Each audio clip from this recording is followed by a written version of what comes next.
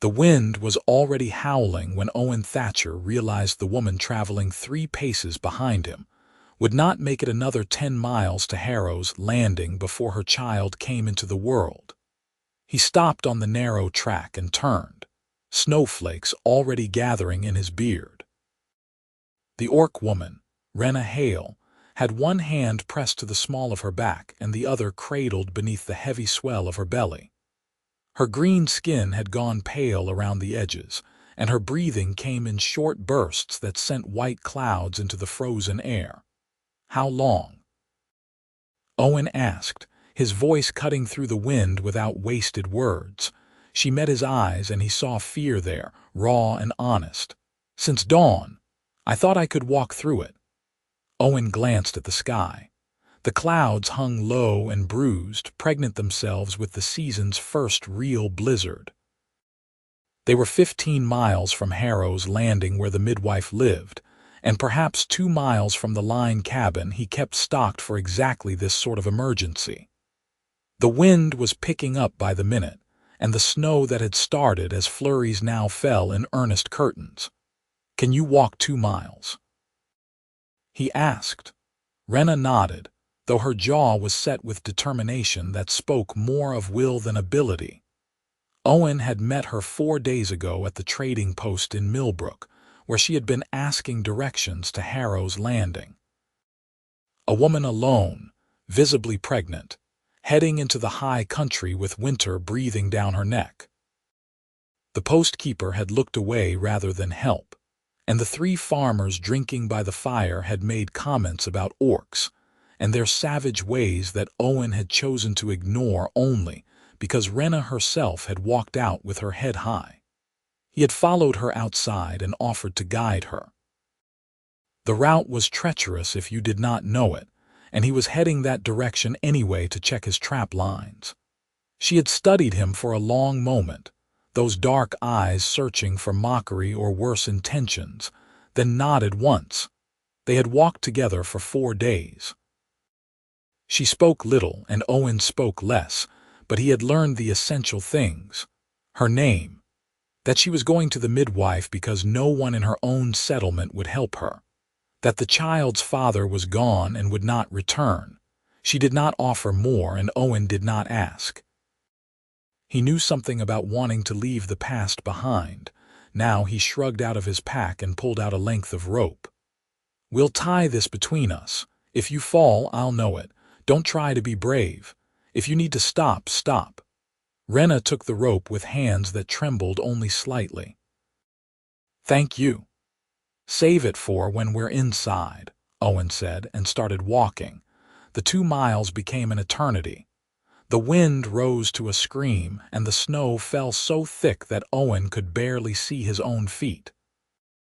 He checked the rope constantly, feeling for Renna's weight, and 3 times he felt her stumble. Each time he stopped and waited while she gathered herself, and each time she waved him forward without speaking. The pain was written across her face, tightening her features and forcing her teeth together over her small tusks. When the line cabin finally emerged from the white chaos, Owen felt relief loosen something in his chest. It was a small structure, barely more than a single room with a stone fireplace and a loft for sleeping, but it was solid and tight against the weather. He had built it himself 6 years ago, and he had never been more grateful for his own thoroughness. He got the door open and half-carried Renna inside, kicking the door shut behind them against the wind's fury.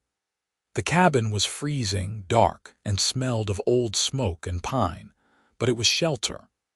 Owen lowered Renna onto the narrow bed in the corner and immediately set about building a fire. His hands moved with practiced efficiency, laying kindling and striking sparks until flame caught and began to grow. He fed it carefully, building heat while Renna breathed through another contraction behind him. When the fire was strong enough, he lit 2 of the oil lamps and hung them from their hooks, filling the cabin with warm light. "How far apart?" he asked, filling the iron kettle from the water barrel and hanging it over the fire.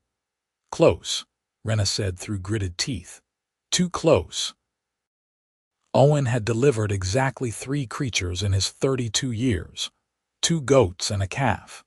He knew the basics from necessity and observation, but he had never delivered a child, human or orc. Fear tried to rise in his throat, but he pushed it down. Fear would not help either of them. "I need to check," he said, keeping his voice steady. "To see how close." Renna nodded, already working at the ties of her heavy wool skirt. Owen washed his hands in the warming water, scrubbing until his skin felt raw, then approached the bed. What he saw when he examined her made his stomach tighten. The child was coming now, not in hours but in minutes, and there was nothing he could do but help it happen. "Soon," he said, meeting her eyes. "Very soon." The storm outside rose to a shriek, rattling the shutters and finding every crack in the walls to whistle through.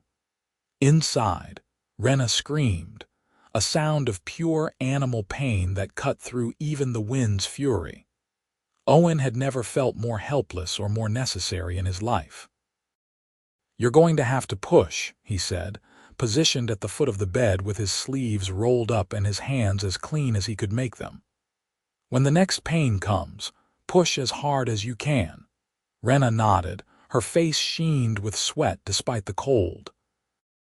When the contraction came, she bore down with a grunt that became a roar, and Owen saw the crown of the baby's head begin to appear. His heart hammered against his ribs. "Good," he said, his voice rough. "Again. When it comes again, push again." The night became a blur of pain and effort, of Renna's screams and Owen's steady instructions, of blood and fluid, and the overwhelming smell of birth. The fire crackled and the storm raged, and somewhere in the middle of it all, Owen stopped thinking about what he did not know and simply did what needed doing. He caught the baby when she finally came free in a rush of fluid and blood, impossibly small and slippery in his large hands. For one terrible moment she did not breathe, and Owen's world narrowed to her tiny still face. Then he remembered, wiped her face clear with a clean cloth, and rubbed her back firmly. She sputtered, coughed, and let out a wail that was the most beautiful sound Owen had ever heard. "A girl," he said, his voice breaking on the words. "You have a daughter." Renna was crying, reaching for the baby with shaking hands. Owen laid the child on her mother's chest and covered them both with the cleanest blanket he could find. He still had work to do, the cord to cut and tie, the afterbirth to see to, all the messy necessary things. But for just a moment he let himself step back and breathe. The baby's cries settled to small mewling sounds as she found her mother's warmth. Renna held her with a fierce tenderness that made Owen's chest ache. The child was perfect, tiny and green-skinned, with a cap of dark hair plastered to her skull and the smallest nubs of tusks visible in her open mouth. "Alowen," Renna whispered. "Her name is Alowen." "It's a good name," Owen said, and went back to work. He tended to everything that needed tending, working with the same steady competence he brought to trapping and tracking. When it was done, he washed Renna as best he could and changed the bedding beneath her, then wrapped Alowen in soft flannel and placed her back in her mother's arms. Only then did he allow himself to sit down, dropping onto the stool by the fire with his head in his hands. The storm continued its assault on the cabin, but inside it felt almost warm now, the fire built high and the lamps casting golden light over the small space.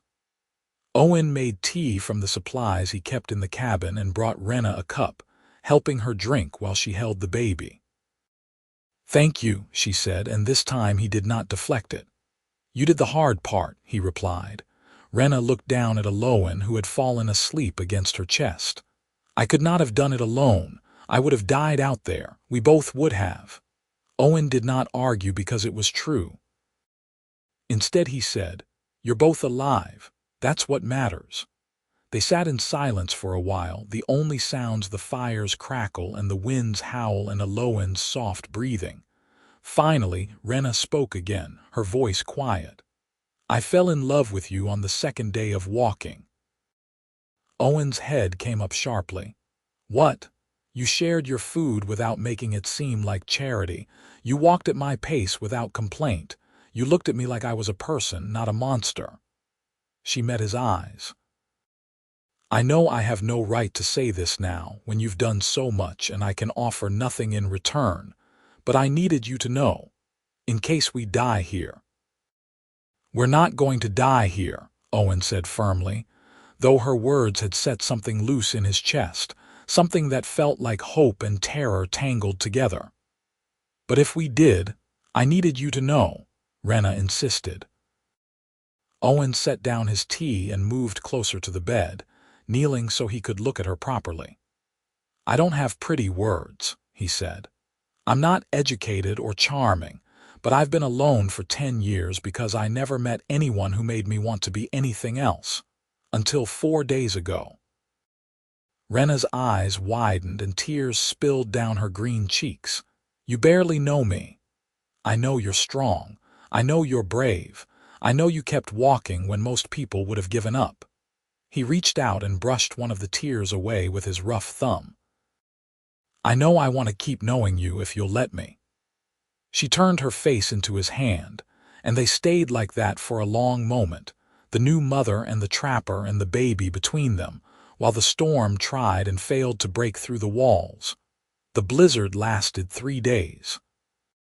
On the first day, Owen and Renna simply survived, tending to a lowen and keeping the fire fed and sleeping in shifts. Renna was weak from the birth, and Owen insisted she rest as much as possible while he handled everything else.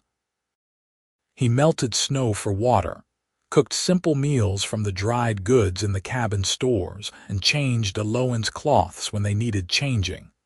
On the second day, Renna was strong enough to sit up properly, and they talked. Owen learned that she had grown up in a settlement 3 days north, that she had trained as a weaver, that her favorite food was honey cakes, and she had not tasted one in 2 years. She learned that Owen had been a soldier once, that he had come to the wilderness to escape the noise and violence of civilization, that he kept his trap lines more out of habit than necessity, because he had saved enough coin to live modestly for years. She told him about Alowan's father, a man named Cragg who had courted her properly and promised marriage, then vanished the moment she told him she was pregnant. The shame had been crushing, not just for her but for her entire family. In Orc culture, to bear a child outside marriage was to bring dishonor on your clan. Her father had ordered her to leave and not return until she could erase the stain, though how one was supposed to erase a baby, neither of them knew. "I thought if I went somewhere far away, somewhere human, I could start over," Renna said, stroking Alowan's tiny hand. "Find work, raise her alone. No one would know what I had done." "What you had done?" Owen's voice was sharp. "You loved someone who turned out to be a coward. That's not a crime." "It is in my clan," Renna said softly. "Then your clan is wrong," Owen replied, and meant it. On the third day, the storm broke just after dawn. Owen woke to silence, the sudden absence of wind so profound it felt like a presence of its own. He got up carefully, not wanting to wake Renna and Alowan, and opened the door. The world outside was buried in white. Snow had drifted against the cabin walls nearly to the windows, and the trees were laden with it, bending under the weight. The sky was achingly blue, and the sun on the snow was so bright it hurt to look at. It was beautiful and deadly in equal measure. Owen spent the morning digging a path from the door and checking the surrounding area. The drifts were deep, but the main trail would be passable within a day or two once he broke the path.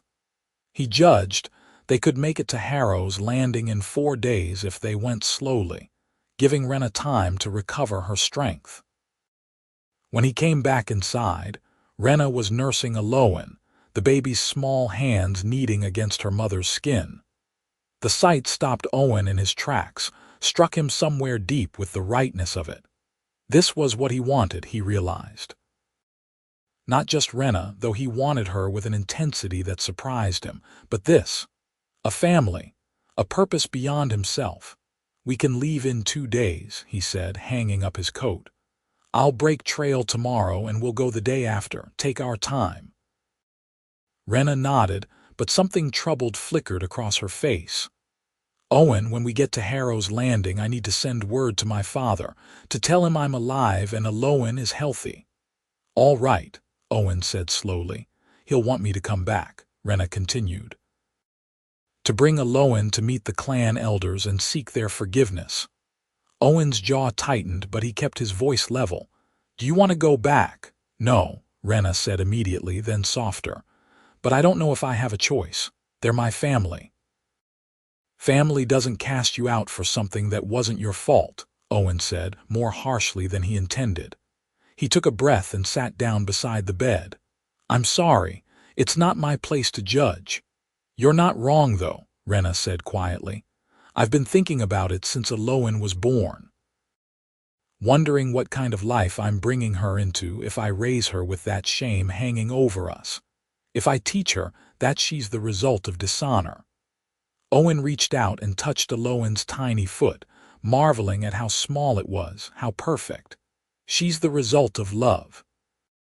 Misplaced love maybe, but love, and she's yours. That's all that matters."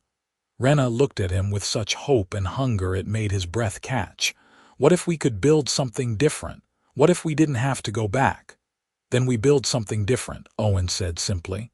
"I have land. A homestead about 20 miles from here, high meadow country.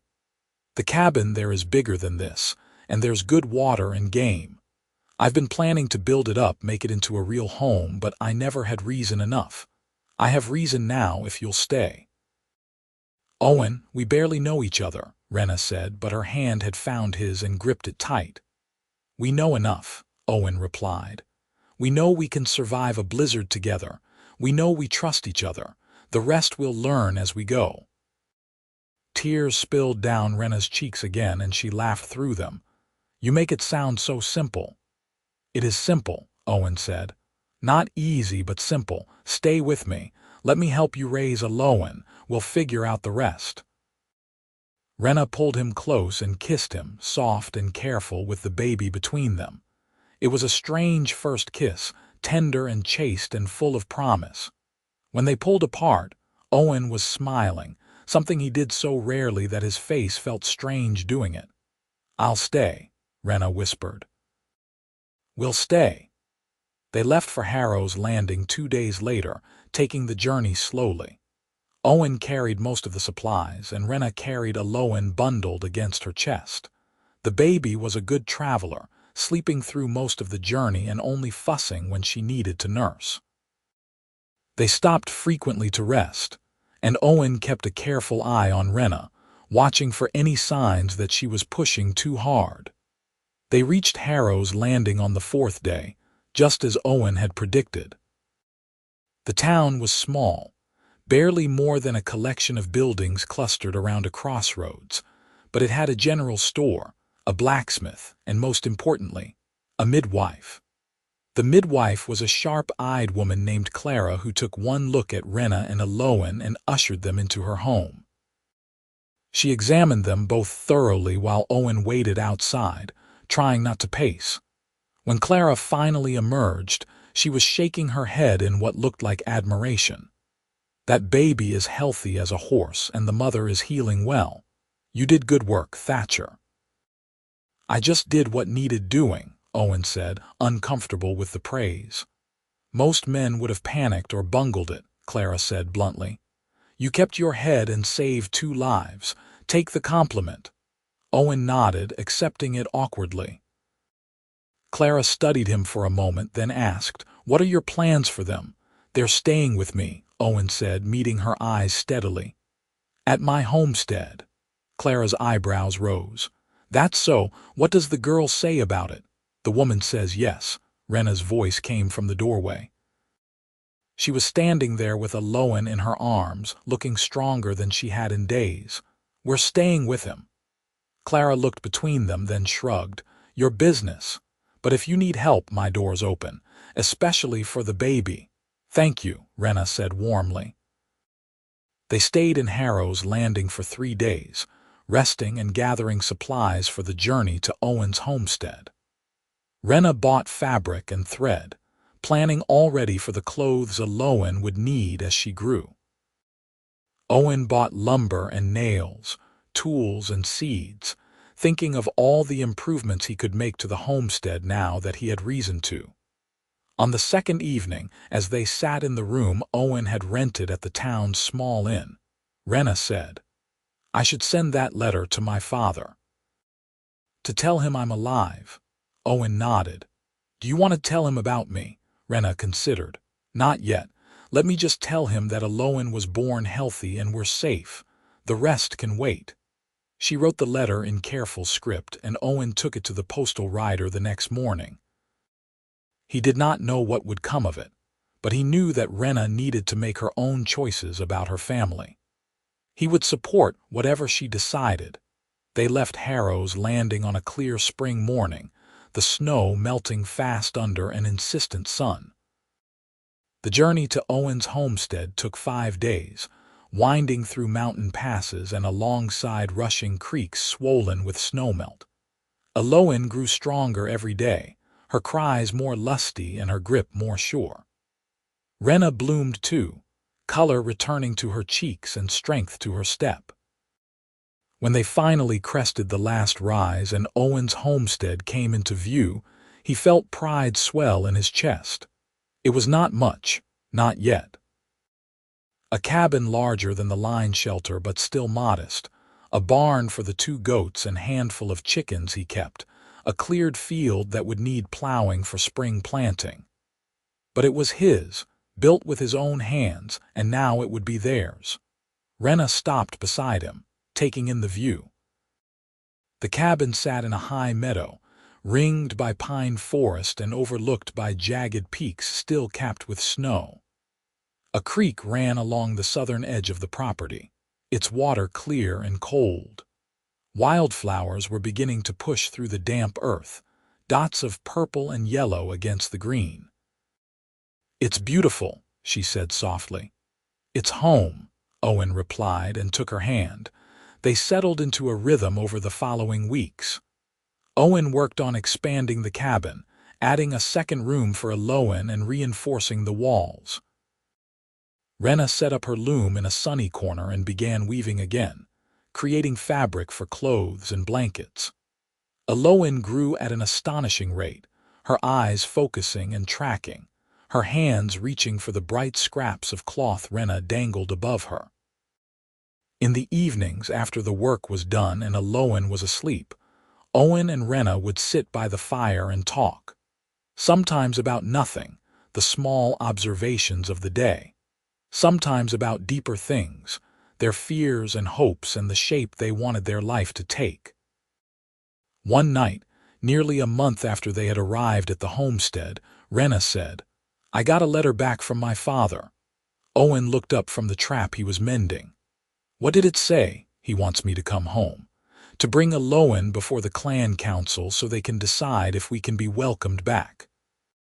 Her voice was carefully neutral, but Owen could hear the tension underneath. What do you want to do? He asked. Renna was quiet for a long moment. Part of me wants to go, to prove to them that I'm not ashamed, that Owen is a blessing, not a curse. But part of me is afraid they'll reject us anyway, and I'll have to feel that pain all over again. You don't owe them anything, Owen said gently. You have a home here, a life. You don't need their approval. I know, Renna said, but they're still my family. I thought I was ready to let them go, but it's harder than I expected.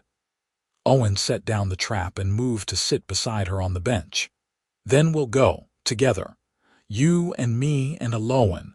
We'll let them see that you're happy and thriving, and we'll hear what they have to say. But we're not staying unless you want to, and their approval doesn't change anything between us. Understand? Renna leaned into him, resting her head on his shoulder. Thank you. They made the journey north 3 weeks later when Owen was 2 months old and spring had fully arrived. It was a long trip, over a week of travel through gradually changing terrain. The high meadows gave way to rolling hills, then to the flatter lands where orc settlements clustered in tight-knit communities. Renna grew quieter as they approached her home, and Owen could feel the anxiety radiating off her. He kept close, one hand always ready to reach for her, letting his steady presence be an anchor. The settlement was larger than Owen had expected, a collection of sturdy stone buildings arranged around a central square. Orcs moved about their business, and Owen noted the way conversation stopped when they came into view. The sight of an orc woman with a human man was clearly unusual. Renna led them to a house on the edge of the square, larger than the others and marked with carved symbols Owen did not recognize. She hesitated at the door, then squared her shoulders and knocked. The man who answered was tall for an orc, his green skin weathered and his tusks yellowed with age. His eyes went to Renna first, then to Owen, then to Owen. His expression remained carefully neutral. "Daughter," he said, "you received my letter." "I did, father," Renna replied, her voice steady. "This is Owen Thatcher. He saved my life and Owen's when she was born in a blizzard. And this is Owen, your granddaughter." The older orc's gaze lingered on the baby, and Owen saw something soften in his face before he locked it away again. "Come inside." The interior of the house was warm and filled with the smell of cooking. A woman who could only be Renna's mother appeared from the back room, her hands flying to her mouth when she saw them.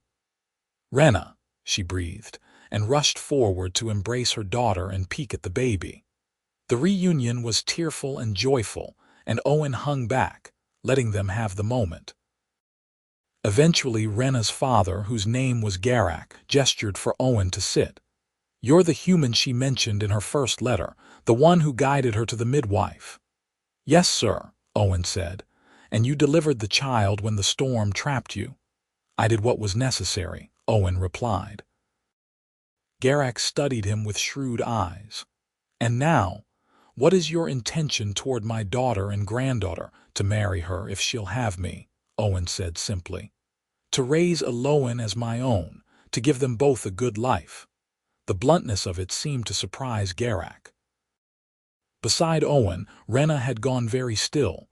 They had not discussed marriage directly, though it had been implicit in everything they built together.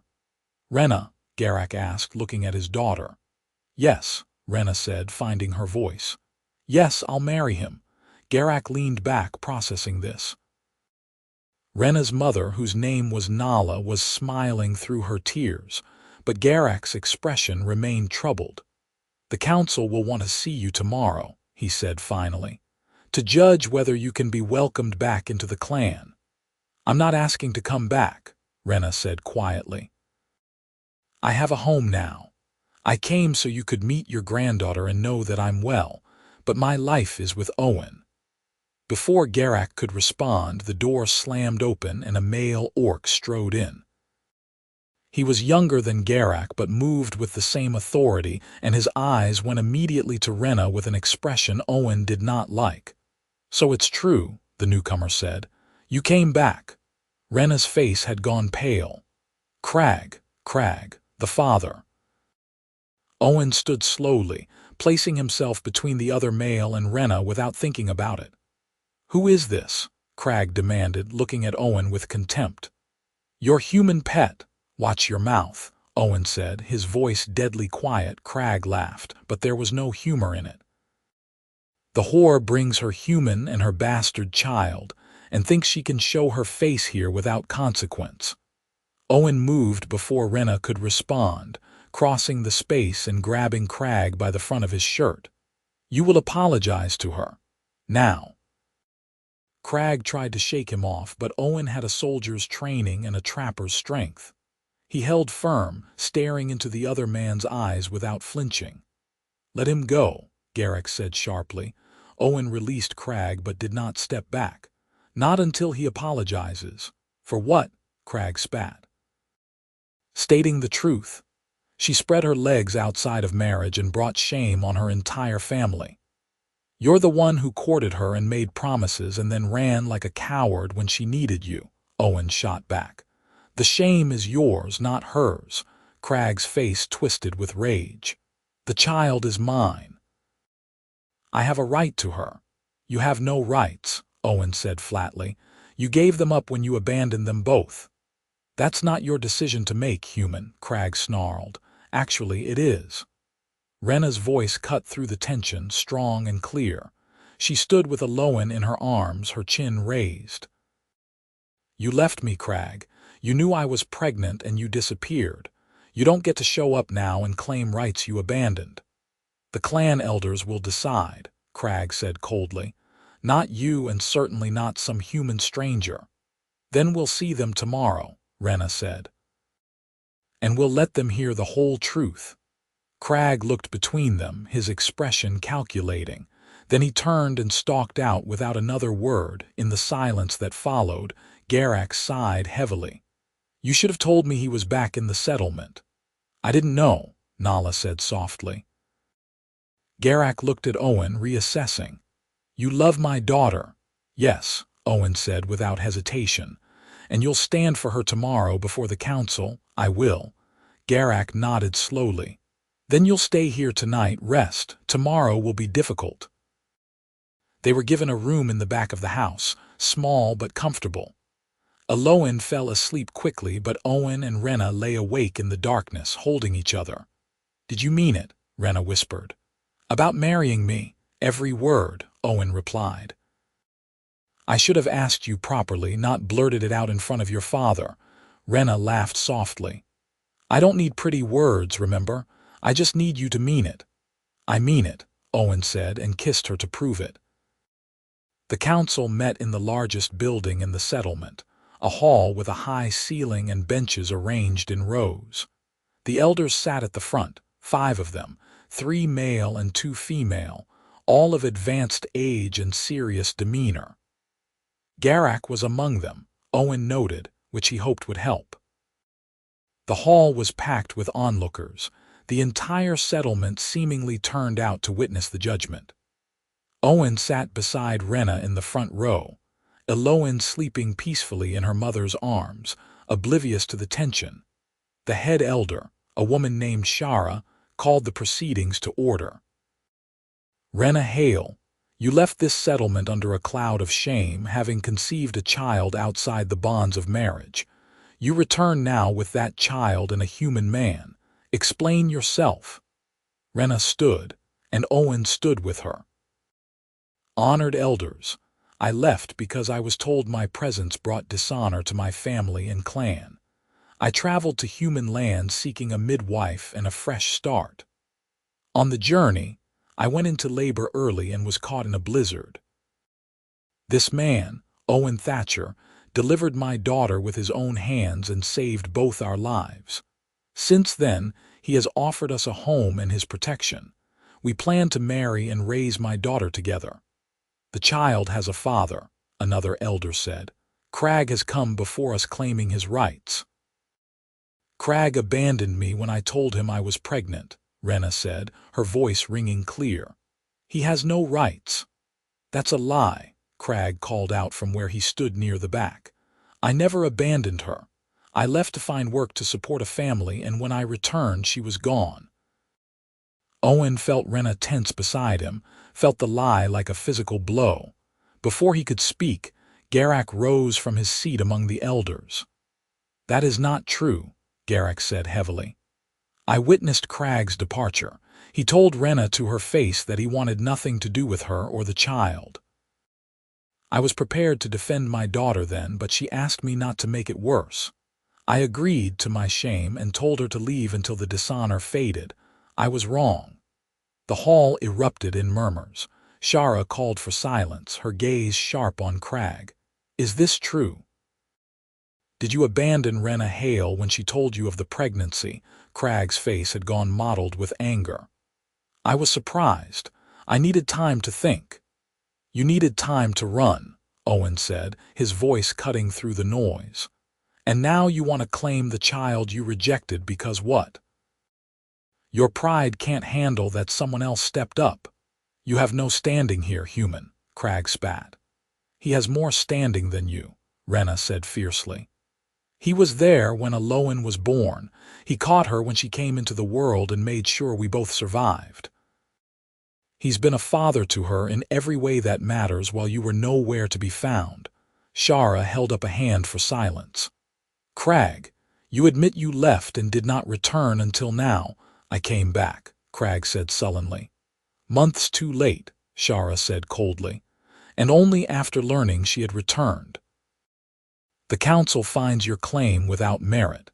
You abandoned your responsibilities and have no rights to the child." Cragg's face twisted with fury, but he did not argue further.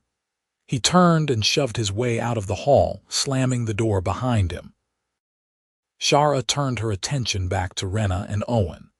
"Renna Hale, you acted in accordance with the values of our people when faced with difficult circumstances. The shame was never yours to bear. You are welcomed back to this clan if you wish to return." Renna gripped Owen's hand tightly. "Thank you, honored elder, but my home is with Owen now. I came only so my family could know I am well and meet my daughter." Shara nodded, and something that might have been approval flickered in her eyes. "Then go with our blessing. May your union be strong and your child thrive." The formality dissolved into celebration. Renna's mother embraced her, weeping with joy. Other clan members came forward to congratulate them and admire Aloan. Garak clasped Owen's arm in a warrior's grip. "Take care of them," he said gruffly. "With my life," Owen promised. They stayed 2 more days in the settlement, allowing Renna to reconnect with old friends and her family to bond with Aloan. But Owen could see that Renna was ready to leave, ready to return to the life they were building together. On the 3rd morning, they said their goodbyes and set out for home. The journey back felt lighter, unburdened by the weight of judgment and uncertainty. Renna sang old songs to Aloan, and Owen found himself humming along, content in a way he had never been before. When they finally reached the homestead, the meadow was ablaze with wildflowers, a riot of color under the summer sun. Owen had left the place in good order, but it still felt like coming home in a way it never had before. That evening they stood together on the porch Owen had built, watching the sun set behind the mountains. Aloan was awake and alert in Renna's arms, her dark eyes tracking the movement of the clouds. "I want to marry you properly," Owen said. "Not just the words in front of your father, but a real ceremony. We could go back to Harrow's Landing, have Clara witness it, make it official." "I would like that," Renna said, smiling. "But not right away. Let's just be us for a while first. Let's build our life and enjoy it." "How long is a while?" Owen asked, pulling her close. "I'll know when I'm ready," Renna said, and kissed him as the sun painted the sky gold and crimson. The summer passed in a blur of work and growth. Owen finished the addition to the cabin, creating a proper nursery for Aloan and a larger living space for all of them. Renna's loom sang with activity, producing cloth they sold in Harrow's Landing for good coin. Aloan grew from a tiny infant to a robust baby who smiled and babbled and reached for everything she could grab. Owen proved to be a natural father, patient and gentle with the baby in a way that made Renna fall even more deeply in love with him. He would walk the meadow with Aloan strapped to his chest, pointing out birds and flowers and talking to her in a low, steady voice. He changed her cloths without complaint and took his turn with the nighttime feedings, giving Renna precious hours of sleep. They were happy in a quiet, profound way that neither of them had expected to find. In late summer, a rider came to the homestead with a letter. It was from Garak, written in his careful hand. Owen read it aloud while Renna kneaded bread dough. "Daughter, I hope this letter finds you well. Your mother and I think of you and Owen often. I write to inform you that Cragg has left the settlement. He made trouble after the council's judgment, and the elders gave him a choice: leave or face punishment. He chose to leave. You need not fear his return. I also write to ask forgiveness for my actions when you first told me of the pregnancy. I was wrong to send you away, wrong to prioritize clan honor over my daughter's well-being. Your mother has not let me forget it, and she is right. If you can find it in your heart to forgive an old fool, I would be grateful. We would like to visit before the snow comes if you are willing. With love, your father. Renna was crying by the time Owen finished, and he set the letter aside to hold her. Of course they can visit, she said through her tears. Of course I forgive him. Garak and Nala arrived in early autumn when the aspens were turning gold and the air carried the first hints of winter. They brought gifts. A cradle Garak had carved himself, blankets Nala had woven, preserved foods, and a fat smoked ham. They stayed for a week, and Owen watched as Renna's relationship with her parents healed. Garak taught Owen some orc fighting techniques and helped him reinforce the barn. Nala spent hours with Owen, singing to her granddaughter and telling Renna stories from her own childhood. On the last evening of their visit, they all sat around the fire while Owen played on a blanket at their feet. She was 6 months old now, sitting up on her own and grabbing at everything within reach. You've built a good life here, Garak said to Owen. I'm glad my daughter found you. I'm the lucky one, Owen replied. You're both lucky, Nala said practically, and now you should make it official. Have you set a date for the wedding? Owen and Renna looked at each other, and Owen saw the answer in her eyes. Soon, Renna said. Before winter, we'll go to Harrow's Landing and have Clara witness it. We'll come back for it, Nala said immediately, if you'll have us. Of course, Renna said, reaching for her mother's hand. They said goodbye the next morning with promises to return for the wedding. Owen and Renna waved until Garak and Nala disappeared down the trail, then turned to each other. Are you sure? Owen asked. About the wedding? I've never been more sure of anything, Renna said. Except maybe keeping you in the first place. They traveled to Harrow's Landing 2 weeks later with Owen bundled against the autumn chill. Clara was delighted to hear their plans and immediately began organizing. The wedding would be simple but proper, she declared, and she would make sure of it. Word spread through the small town, and to Owen's surprise, people offered help. The blacksmith's wife made a cake. The general store owner donated ribbon and flowers. Even the gruff old man who ran the stable offered to stand as witness alongside Clara. Garak and Nala arrived the day before the ceremony, and Renna's mother immediately took over dressing the bride. She had brought a dress she had made herself, a beautiful deep blue that brought out the green of Renna's skin. Renna looked stunning in it, and Owen could barely breathe when he saw her. The ceremony took place in Clara's garden, under a canopy of autumn leaves. Owen wore his best clothes, brushed and mended by Renna's careful hands. Owen was passed between Nala and Clara, gurgling happily through the proceedings. Clara spoke the words, simple and traditional, and Owen and Renna made their vows. Owen promised to love and protect, to provide and cherish. Renna promised to stand beside him, to build a life together, to honor and trust. When they kissed, the small gathering cheered, and Owen let out a shriek that made everyone laugh. The celebration lasted into the evening with food and music and toasts to the happy couple. Owen danced with his wife, marveling at the word, while Garak held his granddaughter and Nala wiped happy tears from her eyes. That night, in the room at the inn, Owen and Renna lay together as husband and wife for the first time. It was tender and passionate and right, the culmination of months of growing love and trust. I love you, Renna whispered in the darkness. I love you too, Owen replied. Both of you, my family.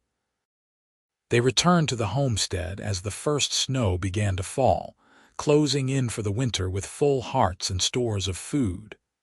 The months that followed were quiet and domestic, focused on keeping warm and caring for Owen. Owen worked on indoor projects, carving furniture and mending tools. Renna wove and sewed, creating clothes for the spring and soft toys for their daughter. Owen took her first steps on a February morning, wobbling across the cabin floor into Owen's waiting arms. Renna cried, and Owen felt his own eyes sting with pride and joy. Spring came early, and with it, a letter from Harrow's Landing. Clara wrote that she was getting too old to handle all the births in the area by herself, and wondered if Renna might be interested in training as a midwife. The work would be occasional at first, but it would provide good income and give Renna a skill she could practice for years. Renna read the letter 3 times, then looked at Owen. "What do you think?" "I think you'd be excellent at it," Owen said honestly. "You're calm under pressure and good with people, and Clara's right, the area needs more midwives. But it would mean leaving sometimes, overnight trips if someone goes into labor far away," Renna said. "I can handle Owen," Owen assured her. "We'll manage." So Renna began training with Clara, riding to Harrow's Landing once a month to learn and occasionally accompanying Clara on births. She proved to be a natural, her steady presence and calm voice perfect for frightened mothers. Word spread, and within a year, Renna was handling some births on her own. Owen expanded their homestead, adding more fields and a proper workshop.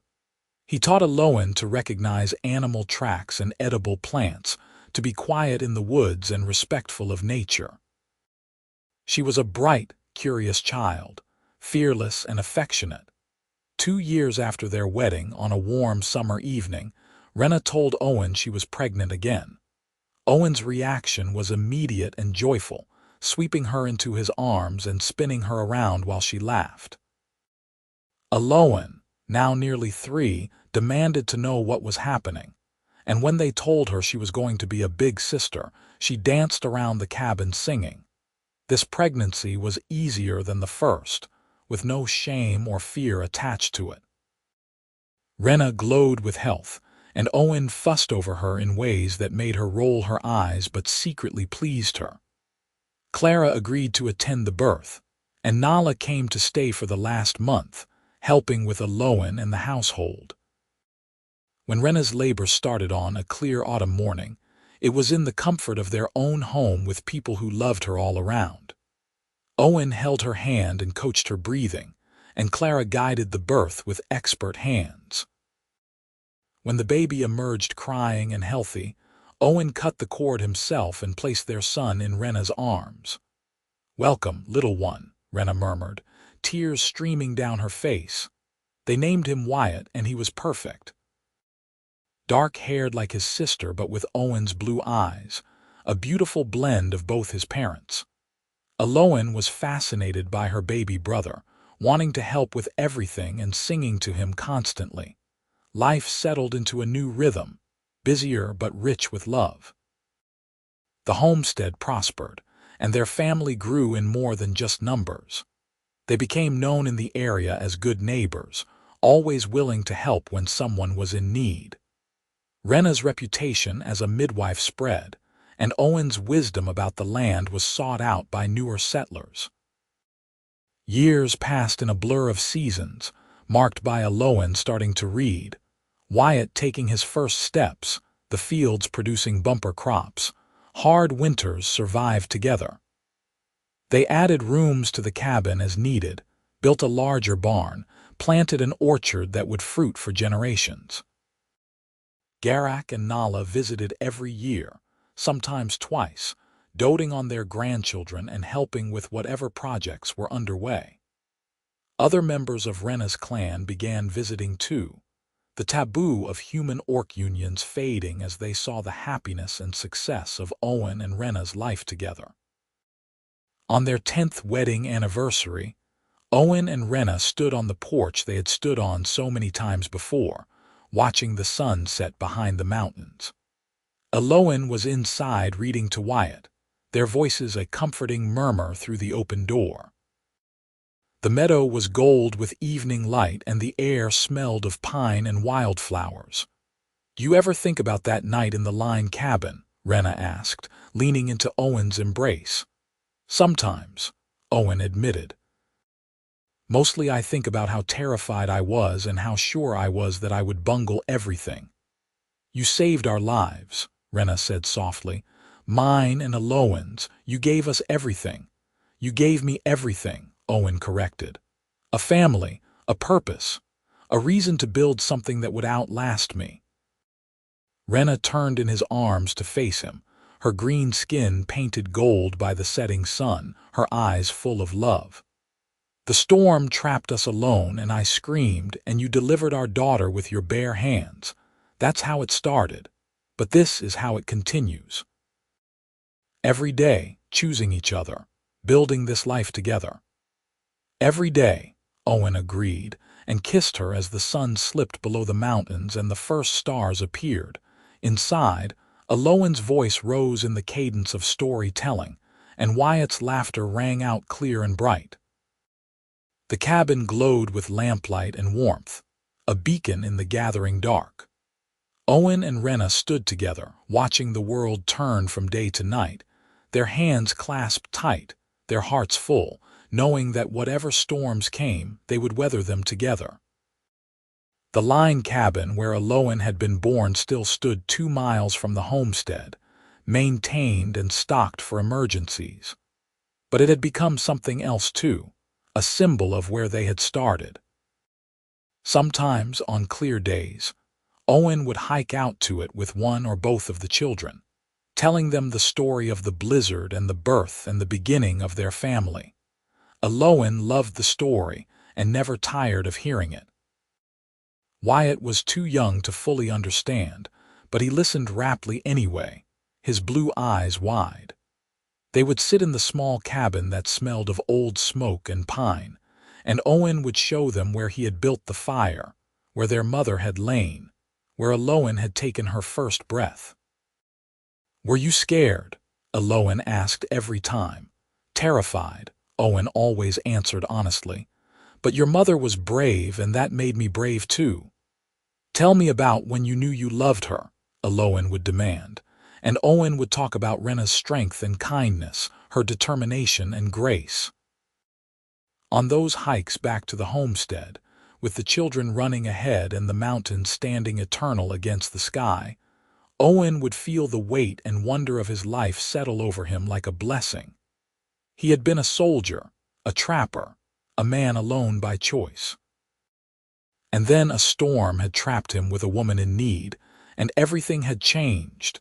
He thought about the moment he had caught Owen, slippery and impossibly small in his bare hands, the terror and the joy of it, the way that moment had cracked him open and let love flood in.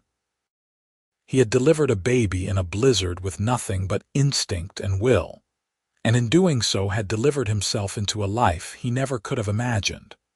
Renna would be waiting when they got home, standing on the porch or working in the garden, and she would smile when she saw them coming.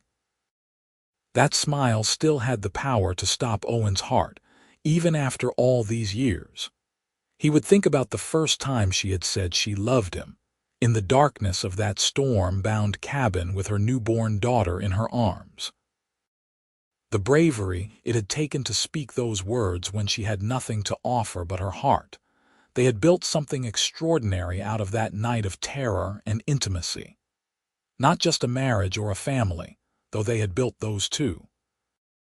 They had built trust and partnership, had created a home that welcomed everyone who came to it with kindness and respect. They had proven that love could bridge any divide, that choosing each other every day was what made a marriage strong. The prejudices that had sent Renna fleeing her clan still existed in the world, but they were fading, worn down by the existence of families like theirs. Other mixed couples sought them out, asking for advice or just wanting to see that it was possible. Owen and Renna gave what help they could, offering their home as a refuge when needed, sharing the lessons they had learned. Owen grew into a remarkable young woman, inheriting her mother's calm strength and her father's quiet competence. She wanted to be a midwife like Renna, and also a healer, learning everything she could from both parents about survival and care.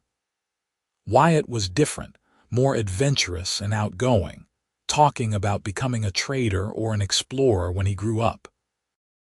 Owen and Renna encouraged both children to follow their dreams while instilling in them the values that had shaped their own lives. Be kind. Be brave. Choose love over fear. Stand up for what is right, even when it is hard. Family is not just blood, but the people you choose to stand beside. One winter evening, when Owen was 15 and Wyatt 12, they sat around the fire, and Renna told the story of the storm from her perspective. How terrified she had been, how sure she was going to die. How Owen's steady voice and capable hands had been her anchor in the chaos. How she had fallen in love with him even before they reached the cabin, watching him break trail through the snow without complaint, sharing his food without making her feel like a burden. "I knew he was good," Renna said, looking at Owen across the fire. "But I didn't know how good until he caught Owen and looked at her like she was the most precious thing in the world, like we both were." "You were," Owen said simply. "You are." Owen wiped tears from her eyes, and even Wyatt looked moved. They were good kids, Owen thought. They would be good adults. The legacy he and Renna were leaving was not just land or buildings, but kindness and courage passed down. Years continued their steady march. Garak passed away peacefully in his sleep at the age of 80, and they all traveled north for the funeral. Nala moved in with them after, wanting to be close to her grandchildren in her remaining years. She taught them orc songs and stories, passing down the culture Renna had left behind. Owen fell in love with a young human man from Harrow's Landing, a carpenter's apprentice named Simon who treated her with respect and adoration. Owen gave his blessing, and Renna cried happy tears at the wedding. Wyatt left to see the world when he turned 18, promising to return with stories. Owen and Renna became grandparents when Owen had her first child, a daughter with her mother's green skin and her father's gentle eyes. Holding his granddaughter for the first time, Owen was transported back to that night in the line cabin, the terrifying miracle of birth, the moment everything changed. "You're thinking about the storm," Renna said, watching him cradle the baby.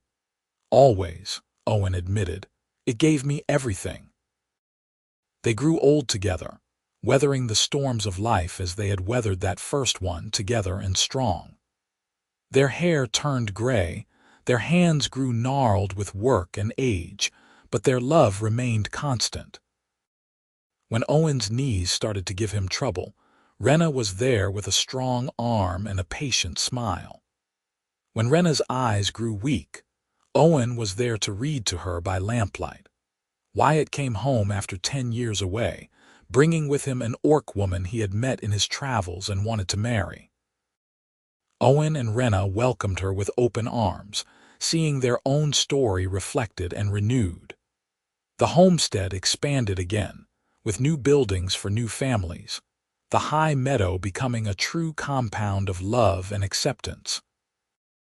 On the 50th anniversary of the night Owen was born, Owen and Renna made the pilgrimage to the line cabin one more time. They were too old to make the trip easily, but Wyatt and his wife helped them, carrying supplies and offering arms to lean on. The cabin looked the same, weathered but solid, maintained by the family as a kind of shrine. They spent the night there, just the two of them, reliving memories and telling stories. Renna had brought the blanket she had wrapped Owen in that first night, faded now but still whole.